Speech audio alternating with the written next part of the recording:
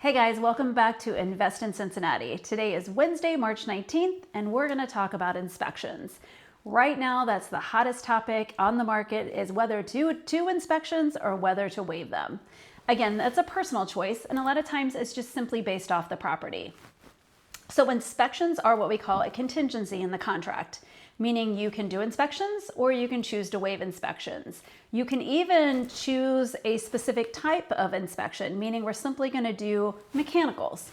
Maybe we're only going to look at the furnace, the water heater, plumbing stack, and roof. That's just something that would be a limited inspection. So you have options to do inspections, you have options of how much inspection you're going to do, and you also have the opportunity to waive inspection. So what would cause somebody to simply not do inspections? Some of it can be simply based off that the property is very popular, has lots of offers, has lots of people coming into it.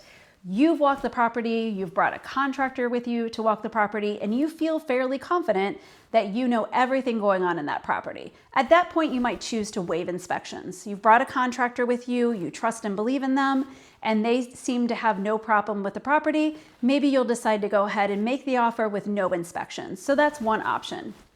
The other option is it could be a distressed property. For example, I have a property in East Walnut Hills.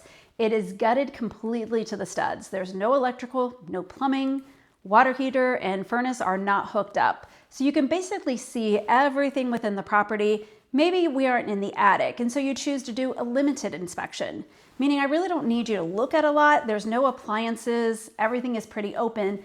I just want to make 100% positivity that there is nothing maybe with a sewer scope. So for example, if there's large trees on the property, you want to make sure that the existing plumbing that we can't see isn't interrupted by the roots of the tree. So that would be an example of a different type of inspection you would do. You can do mold. So say, for example, you get into the property and you see a lot of water intrusion. Sometimes we can see the black mold when we walk, sometimes we can't. Then you would ask for a mold inspection.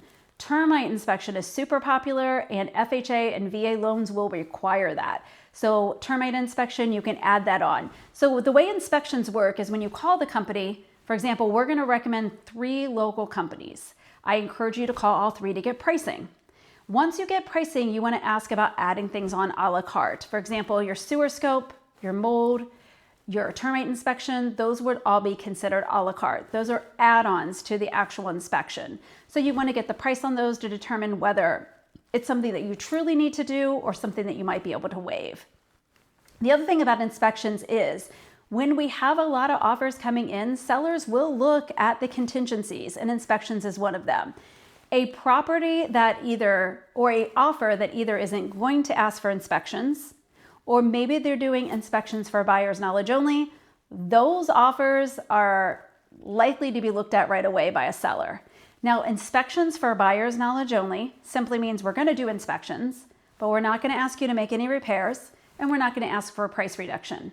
We still have the ability to walk away from the contract if things come back and there's just a lot of issues with the property that we were unaware of, but we found out during inspections. We still have the ability to void the contract and walk away. But that's the nice thing about inspections, and that is why sometimes a seller will take an offer that waives inspections, or they're not going to ask for a price reduction or repairs. The seller feels confident that, hey, we're really only going to deal now with the financing contingency. So that's a big thing. Again, I personally encourage my seller or buyers to get inspections. If we have a property, we're not sure what's going to come up in inspections, we might decide to do one before we list. That way we know of the issues ahead of time and can fix those things, and maybe even offer the inspection report to a potential buyer as another positive of putting an offer together for this property. So again, inspections are very subjective. They can be used for great things. They can be waived. The big thing to remember in Cincinnati, Ohio, is that when you put the inspection period in on a residential contract, that is calendar days. Our commercial contracts are business days, but residential are calendar days, meaning if you're buying a property that's a single family or up to 4 units, when you put in that number of days that you want for inspections, keep in mind it's calendar days. So if it's a Thursday or Friday, maybe you add 2 extra days to allow for the weekend. Also keep in mind, if you have any holidays coming up, most inspectors are not doing inspections on a holiday. So you want to add that day in there as well. So you'll have the number of days for your inspections, You'll have the number of days to defect, which is when you and your agent work together on the things that you found in the report that you want to make sure that the seller is aware of. And then you get a day or two extra to negotiate so that you and the seller can decide what is a fair price, who's going to do the repairs, or maybe in lieu of repairs, a price reduction. So I hope that helps you guys on inspections. There's lots to know. There's lots of amazing companies out there. And again, at the end of the day, it's going to be, does the property need an inspection? And do you as the buyer want an inspection?